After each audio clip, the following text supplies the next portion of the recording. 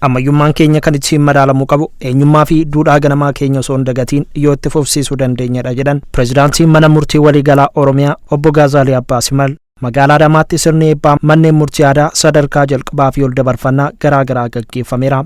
Akka magaalaa Adamaatti manneen murtii sadarkaa jalqabaa 18 fi ol dabarfataa 6 tilmaama qarshii miliyoona 30 waliin ijaaramuu pireezidaantiin mana murtii olaanaa magaalaa Adamaa obbo Maammoot Usii himaniiru. Gaaddisni manneen murtii aadaa jalqabaa 18 fi ol dabarfataa 6 walumaa galatti gaaddisni 24 manneen murtii aadaa sadarkaa jalqabaa fi ol dabarfataa qabnu 25 keessa 24 guyyaa har'aa eebbifamaatiin kan jiru ta'uu isaati.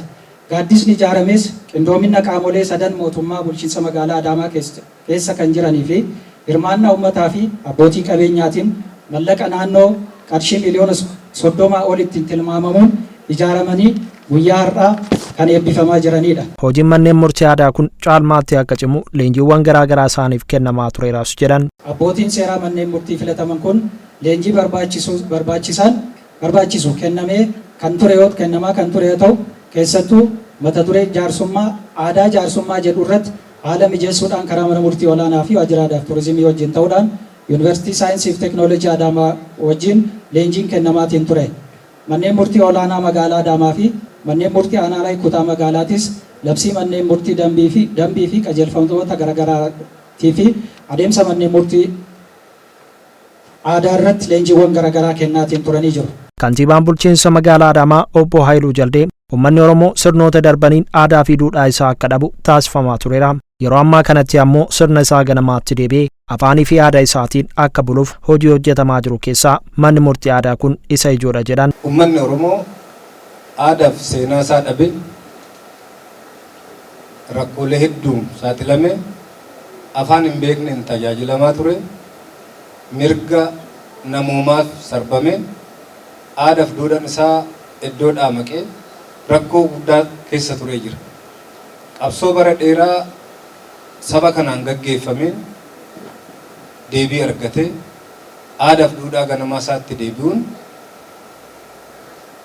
kaleessa keenya deebinee akka laallu har'a keenyaaf cimnee akka hojjennu boruu keenyaaf galaa akka kaawwannu mootummaan naannoo keenyaa jijjiirama barii seerota danqaa uummata keenyaa ta'an jijjiiruu seerota haaraa oromummaa ganamaa keenya nu yaadachiisuu danda'an duudhaa keenyan dhimma keenya laaluu dandeenyu nu gargaaran guyyaa irraa eebbisuu eegallee jirra. Hooggantuun biiroo aadaa fi turizimii Oromiyaa aadde Jamiilaa Simbirruu gama isaaniin akka naannoo Oromiyaatti manneen murtii aadaa 6,500 ol hundeeffaman hawaasni gara sirna gadaa isaatti akka deebi'uu fi aadaan uummatichaa akka dagaagu taasisaa jira jedhan. Akka naannoo Oromiyaatti manneen murtii ol dabarfannaaf jalqaba 6,000 fi naannoo 500tti siqu sadarkaa hundatti hundeessuun danda'amee jira.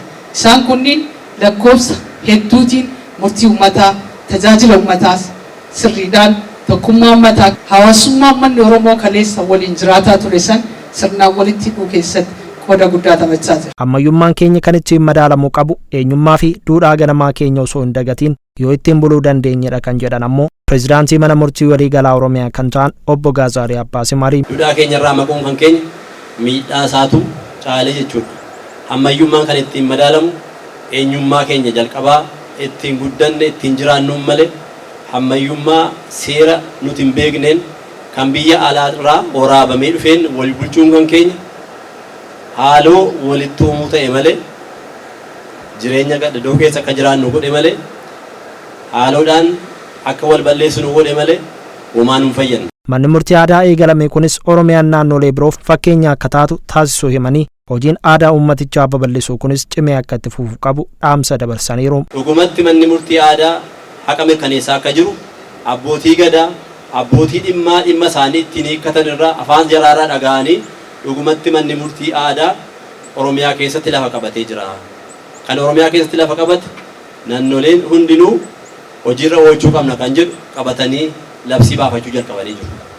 Kanaaf Oromiyaan kallattii hundaan dorgomaa taatee madda muuxannoo taatee jirti jechuudha. Manneen murtii aadaa keessaa kanneen dubbifnes Oromoon eenyummaa duraa isaatti deebi'uun dagaagina aadaa isaatiif gaheen inni qabu olaanaa ta'uu himuun gammachuu isaanitti dhaga'ames ibsataniiru.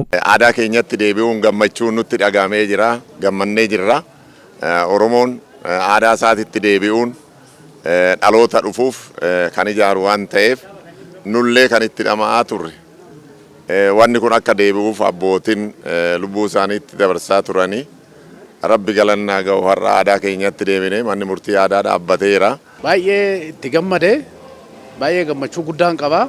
Aadaan Oromoo, safuun Oromoo, duudhaan Oromoo deebi'uu isaatii fi kana arguu kiyya baay'een waaqatti waaqa galata galchaa jira.